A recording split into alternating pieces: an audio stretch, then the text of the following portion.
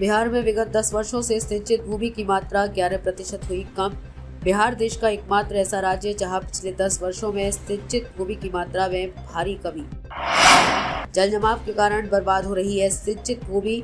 कोई ऐसा प्रखंड नहीं है जहां जमीन जल जमाव के कारण बर्बाद नहीं। मधुबनी जिले के झंझारपुर सिमरा में जल स्वराज के सूत्रधार प्रशांत किशोर ने पदयात्रा के दौरान जनता को संबोधित किया। जनता से बातचीत के दौरान किसानों को होने वाली समस्याओं के बारे में बताते हुए उन्होंने कहा, बोलचाल की भाषा में लोग जो बता रहे हैं उसके आधार पर खेती करने वाले लोगों की हालत बिहार में ये है कि आज से 10 साल पहले खेती करने वाले लोग अपना पेट काटकर सत्तू खाकर 5 वर्ष अगर खेती करते थे तो ऐसी मनसा रखते थे कि 4-5 कट्टा जमीन वो खरीदेंगे।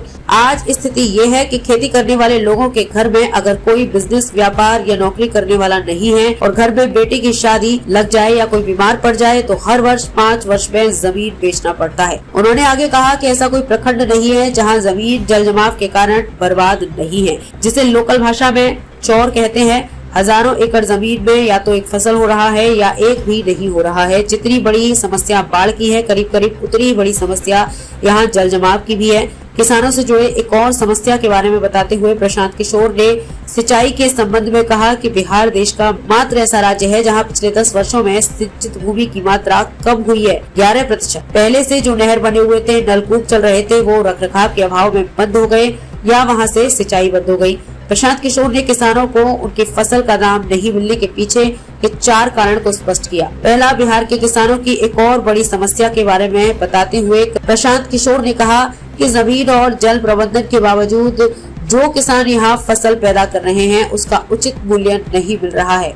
एक आर्थिक सर्वेक्षण के हिसाब से बिहार में जो फसल किसान पैदा करता है उसका अगर उचित मूल्य मिल जाए तो हर वर्ष बिहार के किसानों को 20,000 करोड़ रुपया अलग से मिलने लगेगा।